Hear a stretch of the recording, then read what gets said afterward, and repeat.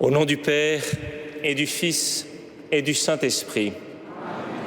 Le Seigneur soit avec vous. Frères et sœurs de passage venus de tous les continents, et vous qui fréquentez habituellement cette cathédrale, le Seigneur nous rassemble. Il nous assoit à une même table, celle de sa parole, de son Eucharistie.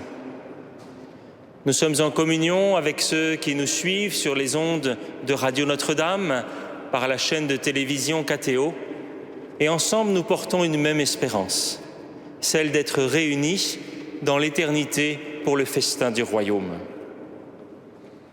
Entrons dans cette célébration pour porter cette espérance au monde. Commençons par nous reconnaître pécheurs. Je confesse à Dieu Tout-Puissant, je reconnais devant mes frères que j'ai péché en pensée, en parole, par action et par omission. Oui, j'ai vraiment péché. C'est pourquoi je supplie la Vierge Marie, les anges et tous les saints, et vous aussi, mes frères, de prier pour moi, le Seigneur notre Dieu. Que Dieu Tout-Puissant nous fasse miséricorde, qu'il nous pardonne nos péchés et nous conduise à la vie éternelle.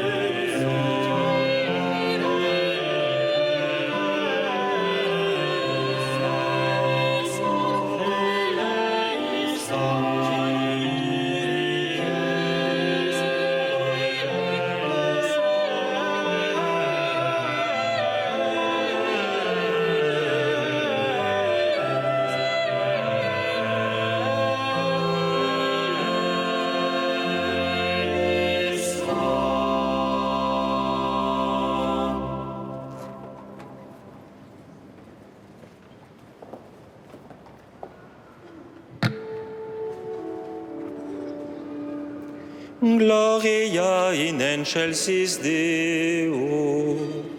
Et in terra pax hominibus bone voluntatis. Laudamus te. Benedicimus te. Adoramus te. Glorificamus te. Gratias agimus tibi,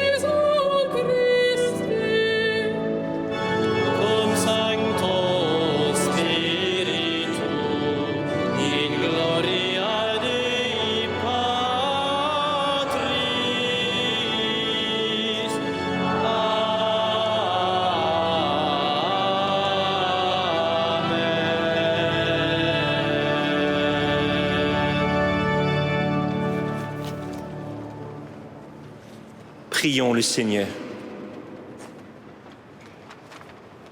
Dieu, qui peut mettre au cœur de tes fidèles un unique désir, donne à ton peuple d'aimer ce que tu commandes et d'attendre ce que tu promets, pour qu'au milieu des changements de ce monde, nos cœurs s'établissent fermement là où se trouvent les vraies joies.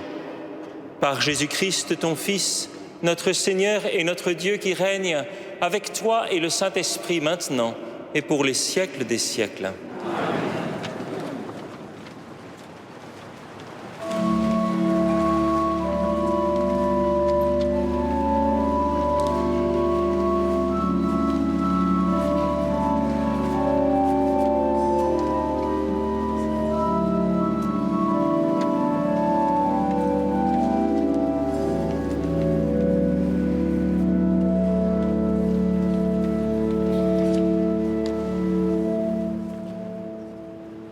Lecture du livre du prophète Isaïe.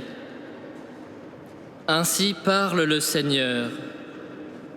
Connaissant leurs actions et leurs pensées, moi, je viens rassembler toutes les nations de toutes langues. Elles viendront et verront ma gloire. Je mettrai chez elles un signe, et, du milieu d'elles, j'enverrai des rescapés vers les nations les plus éloignées, vers les îles lointaines, qui n'ont rien entendu de ma renommée, qui n'ont pas vu ma gloire. Ma gloire, ces rescapés l'annonceront parmi les nations. Et, de toutes les nations, ils ramèneront tous vos frères en offrande au Seigneur, sur des chevaux et des chariots, en litières, à dos de mulets et de dromadaires, jusqu'à ma montagne sainte, à Jérusalem, dit le Seigneur. On les portera comme l'offrande qu'apportent les fils d'Israël, dans des vases purs, à la maison du Seigneur. Je prendrai même des prêtres et des lévites parmi eux, dit le Seigneur. Parole du Seigneur.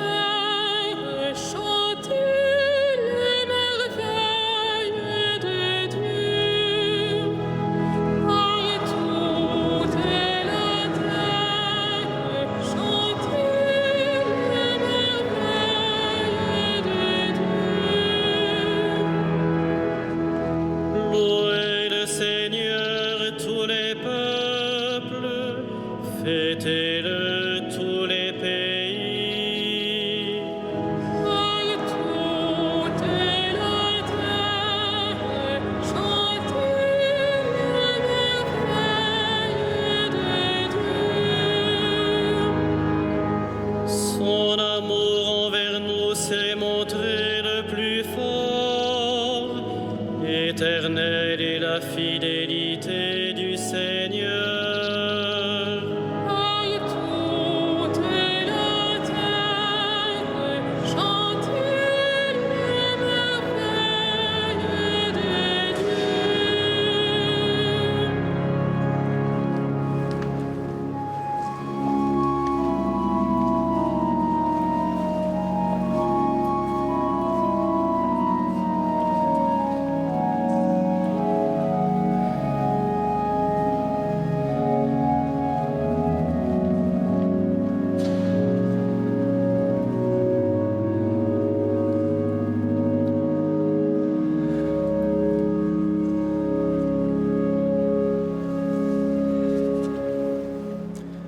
Lecture de la lettre aux Hébreux. Frères, vous avez oublié cette parole de réconfort qui vous est adressée comme à des fils. Mon fils, ne néglige pas les leçons du Seigneur. ne te décourage pas quand il te fait des reproches. Quand le Seigneur aime quelqu'un, il lui donne de bonnes leçons. Il corrige tous ceux qu'il accueille comme ses fils. Ce que vous endurez est une leçon. Dieu se comporte envers vous comme envers des fils. Et quel est le fils auquel son père ne donne pas des leçons? Quand on vient de recevoir une leçon, on n'éprouve pas de la joie, mais plutôt de la tristesse. Mais plus tard, quand on s'est repris grâce à la leçon, celle-ci produit un fruit de paix et de justice. C'est pourquoi redressez les mains inertes et les genoux qui fléchissent, et rendez droit, pour vos pieds, les sentiers tortueux. Ainsi, celui qui boite ne se fera pas d'entorse, bien plus, il sera guéri. Parole du Seigneur.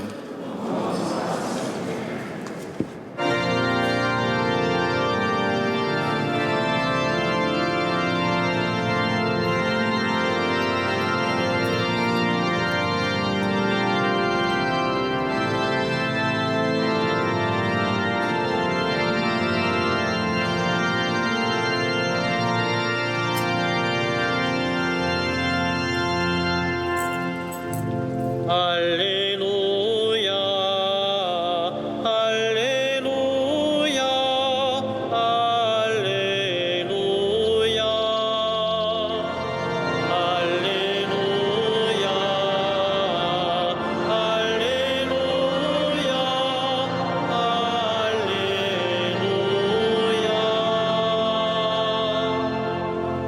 Moi, je suis le chemin, la vérité et la vie, dit le Seigneur. Personne ne va vers le Père sans passer par moi. Alléluia, Alléluia,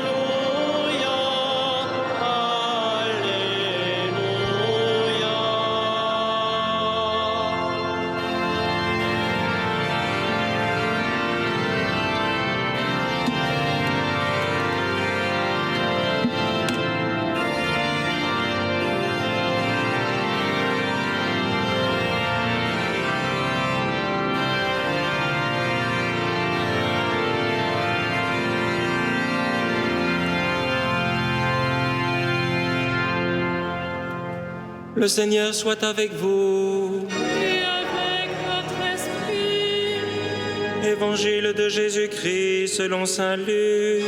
gloire à toi, Seigneur.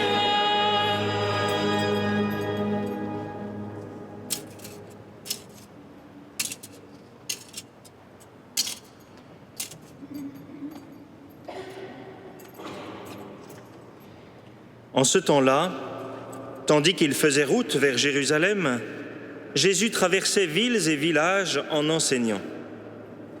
Quelqu'un lui demanda : « Seigneur, n'y a-t-il que peu de gens qui soient sauvés ?»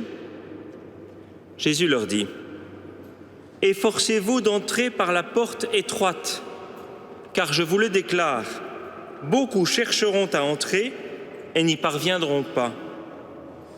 Lorsque le maître de maison se sera levé pour fermer la porte, si vous, du dehors, vous vous mettez à frapper à la porte en disant « Seigneur, ouvre-nous », il vous répondra « Je ne sais pas d'où vous êtes ». Alors vous vous mettrez à dire « Nous avons mangé et bu en ta présence, et tu as enseigné sur nos places ». Il vous répondra « Je ne sais pas d'où vous êtes, éloignez-vous de moi, vous tous qui commettez l'injustice. » Là, il y aura des pleurs et des grincements de dents, quand vous verrez Abraham, Isaac et Jacob et tous les prophètes dans le royaume de Dieu, et que vous-même, vous serez jetés dehors. Alors, on viendra de l'Orient et de l'Occident, du Nord et du Midi, prendre place au festin dans le royaume de Dieu. Oui, il y a des derniers qui seront premiers et des premiers qui seront derniers. Acclamons la parole de Dieu.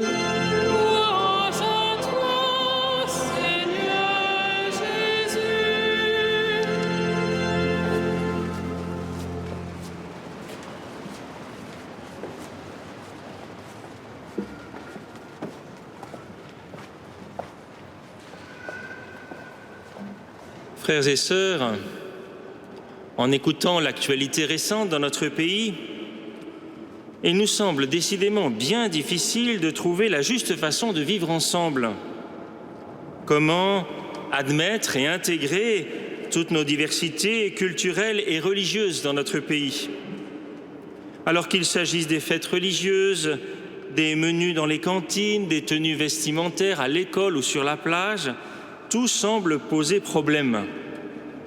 On se demande, doit-on respecter chaque liberté au risque de former des communautarismes ingérables, refermés sur eux-mêmes? Ou bien faut-il légiférer surtout au risque d'imposer l'uniformité? Eh bien, au regard de ces problèmes contemporains, la parole de Dieu nous parle d'un grand projet. Dieu a un grand projet pour l'humanité. Nous l'avons entendu dans la première lecture, il l'a révélé à ses prophètes. Dieu veut rassembler des nations, toutes les nations, à Jérusalem. Alors ensemble, éclairés par cette parole, essayons de réfléchir à ce que ce projet de Dieu exige pour chacun de nous. Dans le livre d'Isaïe que nous avons entendu en première lecture, nous voyons que ceux que Dieu veut rassembler à Jérusalem viennent de toutes les nations. Ce sont des personnes très différentes selon leur origine. Les uns arrivent à cheval, les autres à dos de mulet, d'autres sont montés sur des dromadaires. Les uns arrivent par des moyens simples, à pied, d'autres en chariot, d'autres sont portés en litière, signe de conditions sociales différentes. Qu'ils soient du nord, du sud, de l'Orient, de l'Occident, des îles, ils sont tous appelés, c'est donc toute l'humanité qui est invitée à un seul festin messianique qui les rassemblera tous dans le royaume de Dieu. Alors ce projet de Dieu, il nous concerne parce que le moyen d'y parvenir, eh bien, ce sont des moyens missionnaires. Nous l'avons entendu dans la lecture, Dieu envoie les rescapés d'Israël pour aller chercher tous ceux qui appartiennent aux nations. Dieu n'a pas peur de la diversité, il envoie son peuple élu dans toutes les nations. Elles sont constituées en peuples et les voilà qui arrivent à l'invitation des membres du peuple élu. Et nous qui sommes membres du peuple de Dieu, choisis pour y appartenir, allons-nous aussi porter cette invitation autour de nous à tous ceux qui ne connaissent pas Dieu, à ceux qui n'ont pas reçu le message de l'Évangile, à ceux qui ne voient pas sa gloire, c'est-à-dire à ceux qui ne voient pas la puissance de son amour et de sa miséricorde. Nous voici donc envoyés auprès d'eux. Dans l'Évangile, une question est posée à Jésus. Y aura-t-il peu d'élus? Et Jésus ne donne pas de réponse à cette question. Pour lui, c'est une question qui ne fait pas grandir le royaume.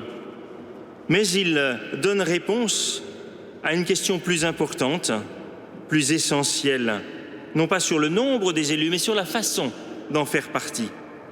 Et cela nous invite. Jésus dit « Efforcez-vous d'entrer par la porte étroite ».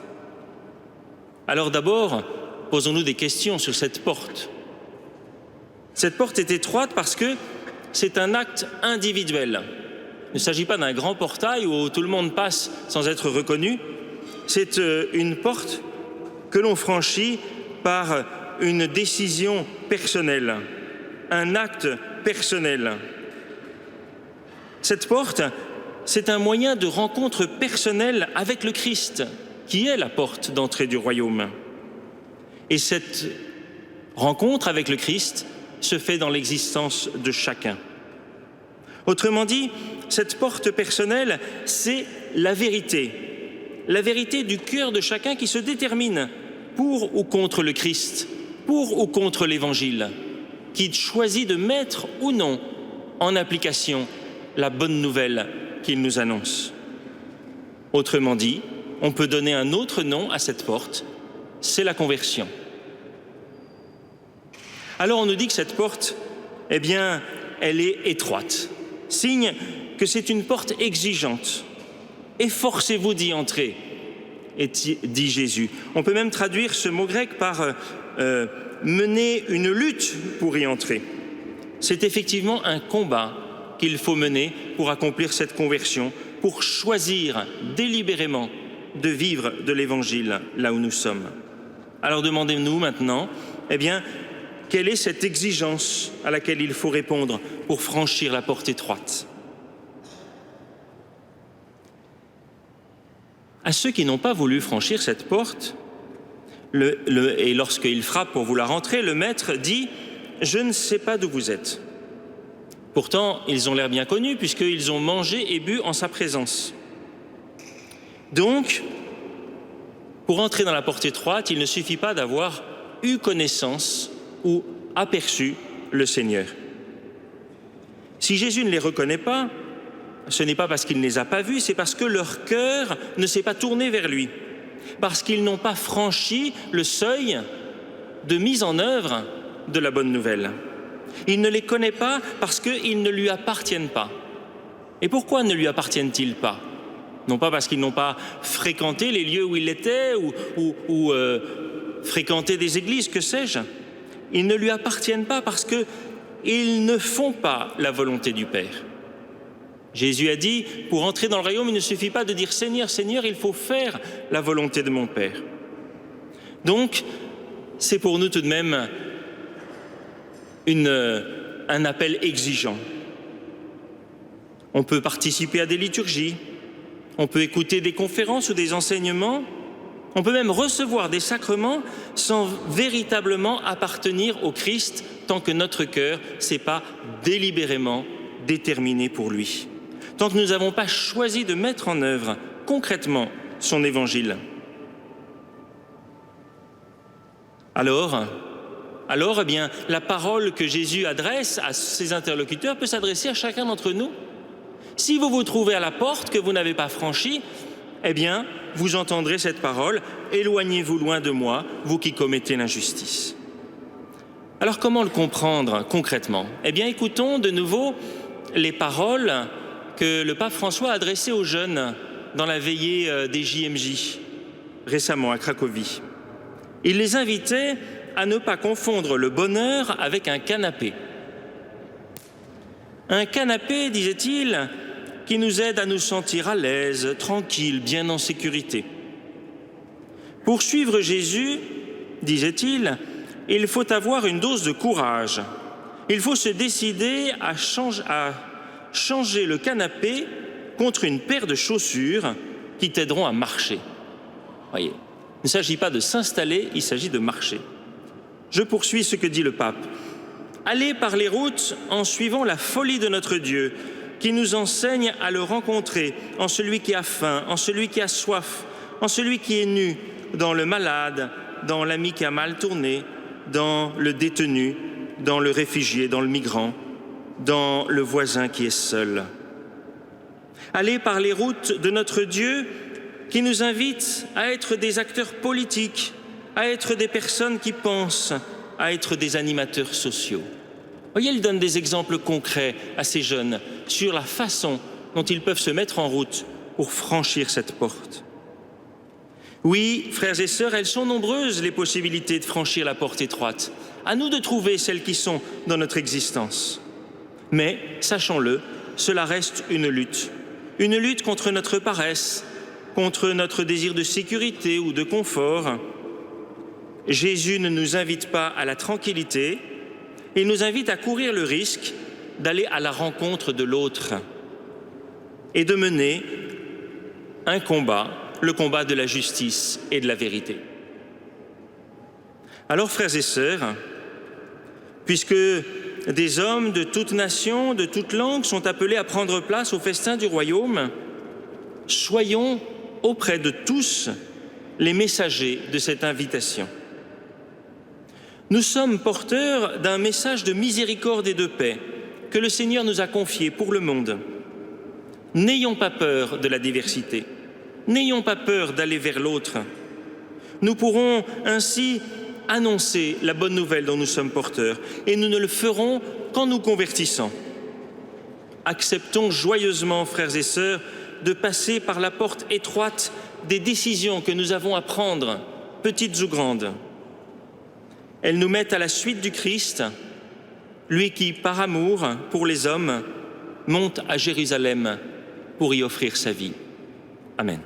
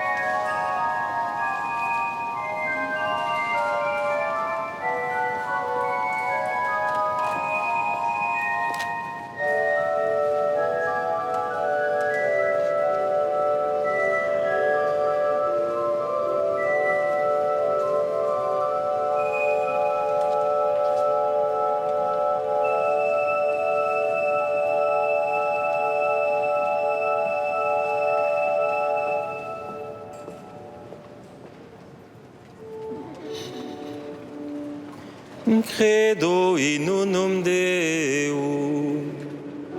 Patrem omnipotentem, factorem celi et terre, visibilium omnium, et invisibilium.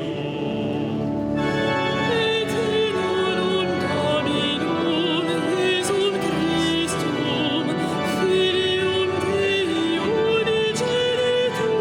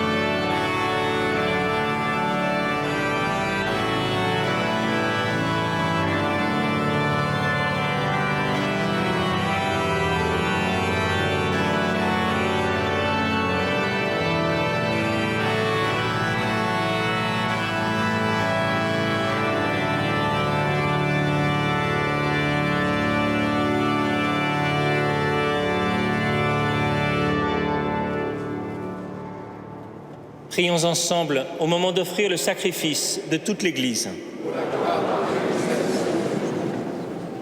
Par l'unique sacrifice de la croix, tu t'es donné, Père très bon, un peuple de fils. Accorde-nous dans ton Église la grâce de l'unité et de la paix. Par Jésus le Christ, notre Seigneur. Le Seigneur soit avec vous. Et avec votre esprit, Élevons notre cœur. nous le tournons vers le Seigneur. Rendons grâce au Seigneur notre Dieu. Cela est juste et bon. Vraiment, il est juste et bon de te rendre gloire, de t'offrir notre action de grâce toujours et en tout lieu. À toi, Père très saint, Dieu éternel et tout-puissant. Ton amour pour le monde est si grand que tu nous as envoyé un sauveur. Tu l'as voulu semblable aux hommes, en toutes choses à l'exception du péché, afin d'aimer en nous ce que tu aimais en lui. Nous avions rompu ton alliance, nous la retrouvons dans l'obéissance de ton Fils. Voilà pourquoi, Seigneur, avec les anges et tous les saints, nous proclamons ta gloire en chantant. Saint, Saint, Saint, le Seigneur, Dieu de l'univers. Le ciel et la terre sont remplis de ta gloire. Hosanna au plus haut des cieux. Béni soit celui qui vient au nom du Seigneur. Hosanna au plus haut des cieux.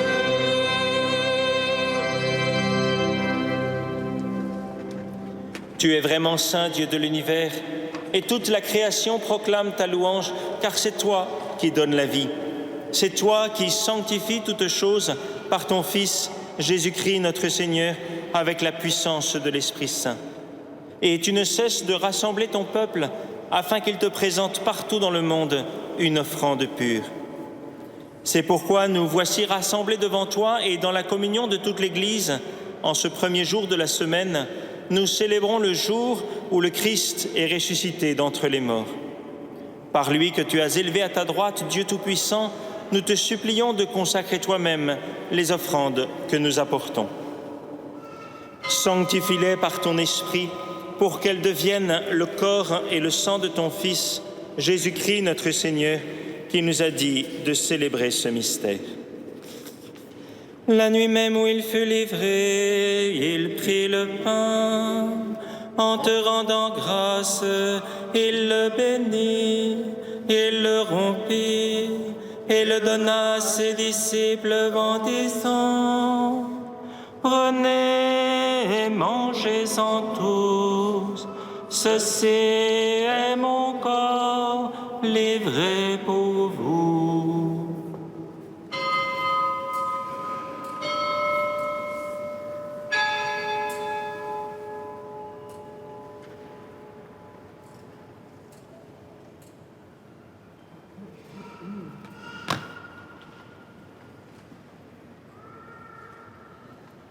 De même, à la fin du repas, il prit la coupe. En te rendant grâce, il la bénit et la donna à ses disciples en disant: Prenez et buvez-en tous, car ceci est la coupe de mon sang, le sang de l'alliance nouvelle et éternelle, qui sera versé pour vous et pour la multitude en rémission des péchés. Vous ferez cela en mémoire de moi.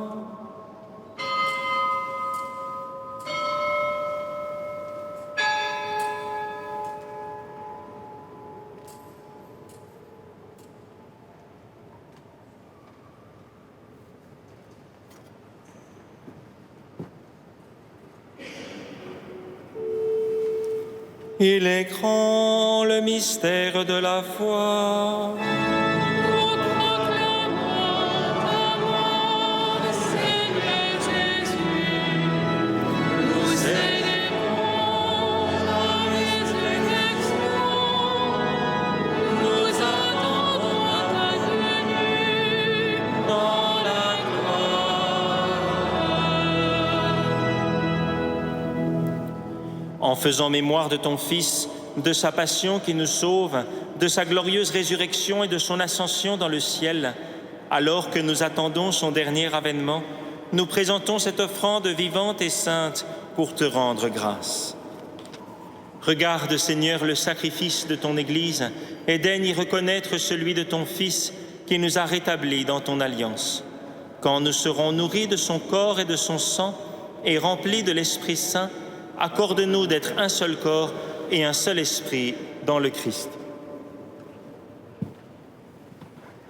Que l'Esprit Saint fasse de nous une éternelle offrande à ta gloire, pour que nous obtenions un jour les biens du monde à venir, auprès de la Vierge Marie, la bienheureuse Mère de Dieu, de Saint Joseph, son époux, avec les apôtres, les martyrs et tous les saints qui ne cessent d'intercéder pour nous.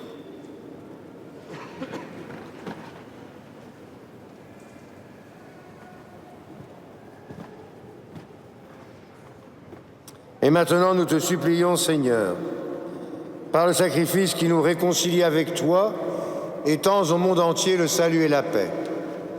Affermis la foi et la charité de ton Église, au long de son chemin sur la terre. Veille sur ton serviteur, le pape François, notre évêque André, ses auxiliaires, Renaud, Jérôme, Thibaut et Denis, l'ensemble des évêques, les prêtres, les diacres et tout le peuple des rachetés. Écoute les prières de ta famille assemblée devant toi. Ramène à toi, Père très aimant, tous tes enfants dispersés.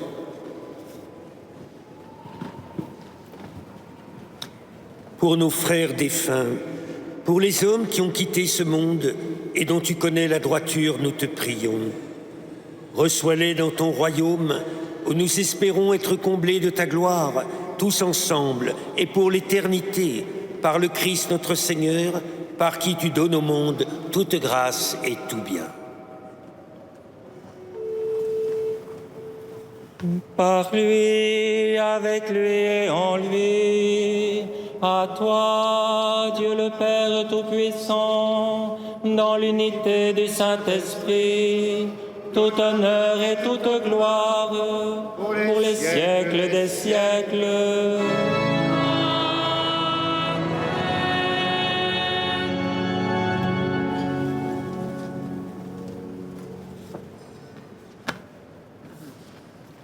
Porteurs d'une même espérance, nous aimons dire ensemble la prière que Jésus nous a laissée.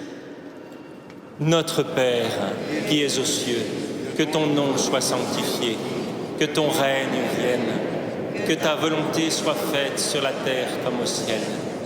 Donne-nous aujourd'hui notre pain de ce jour. Pardonne-nous nos offenses, comme nous pardonnons aussi à ceux qui nous ont offensés.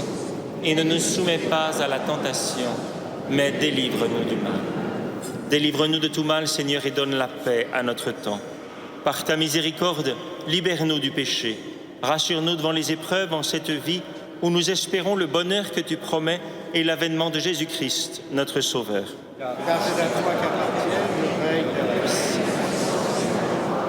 Les siècles des siècles. Seigneur Jésus-Christ, tu as dit à tes apôtres, je vous laisse la paix, je vous donne ma paix. Ne regarde pas nos péchés, mais la foi de ton Église.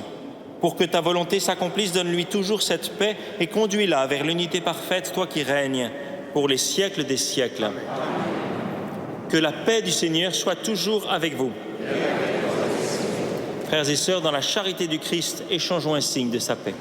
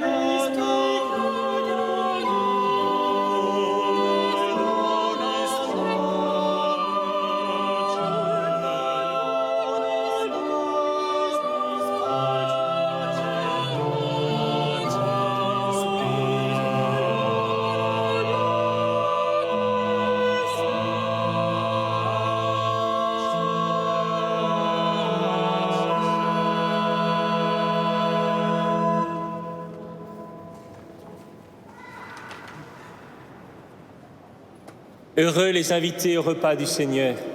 Voici l'agneau de Dieu qui enlève le péché du monde. Seigneur, je ne suis pas digne de te recevoir, mais dis seulement une parole et je serai guéri.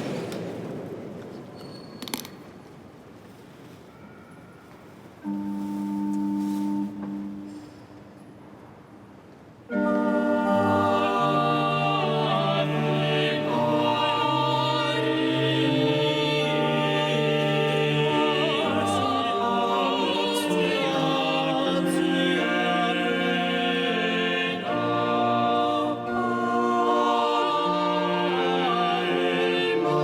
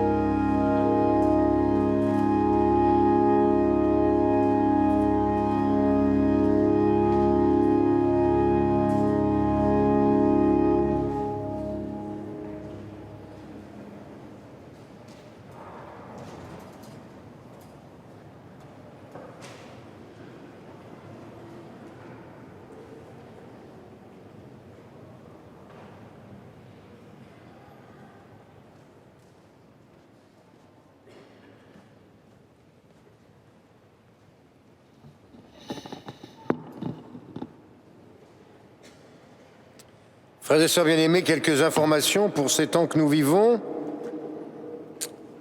Tout d'abord, veuillez noter que dimanche prochain, 28 août, à 11h30, la messe sera célébrée pour l'anniversaire de la libération de Paris. Ce sera le 72e anniversaire et c'est Monseigneur Jérôme Beau, évêque auxiliaire de notre diocèse, qui présidera cette Eucharistie.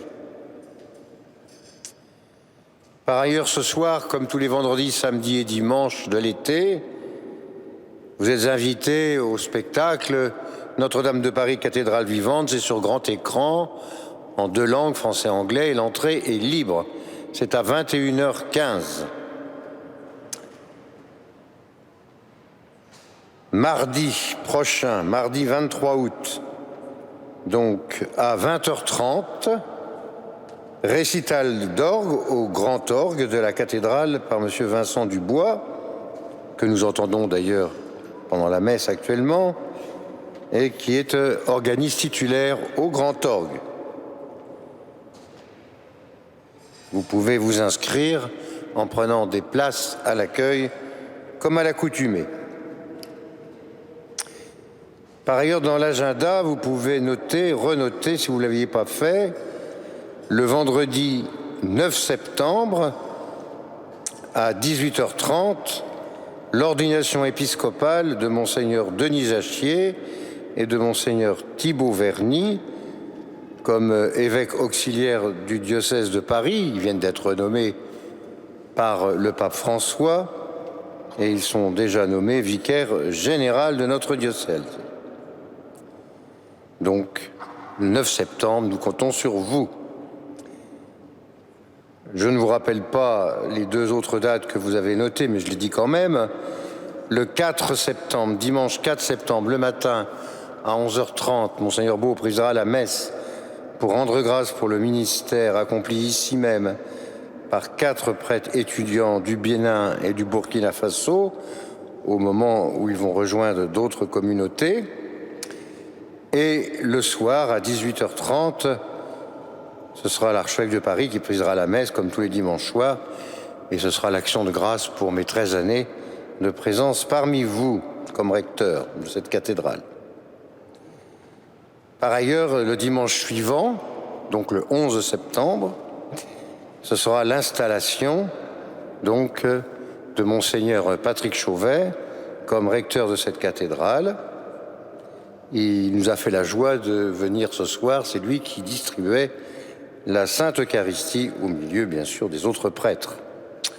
Donc j'espère que nous aurons l'occasion de nous retrouver dans toutes ces événements, ces célébrations, ces fêtes, pour nous dire tout le bien que nous nous faisons les uns aux autres grâce à notre Seigneur Jésus-Christ. Voilà, c'est Monseigneur Jachier qui célébrait cette Eucharistie. Nous levons pour terminer cette messe avec lui. Merci, cher Patrick. Nous avons pris l'habitude dans cette cathédrale d'entendre Monseigneur Jacquin tous les dimanches soirs nous faire les annonces et c'est une joie de l'entendre. Eh bien, c'était aujourd'hui la dernière fois avant le jour de ses adieux. Merci, cher Patrick, pour toute cette vie de la cathédrale que tu nous as communiquée au long de ces années. Ensemble, rendons grâce au Seigneur.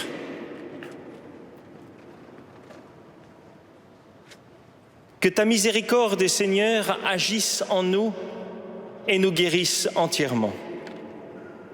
Transforme-nous par ta grâce et rends-nous si généreux que nous puissions te plaire en toutes choses. Par Jésus, le Christ, notre Seigneur.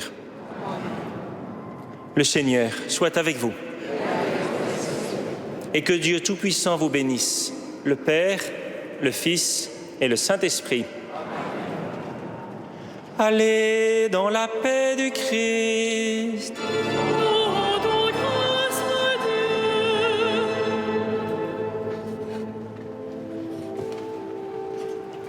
Dieu. Salve Regina.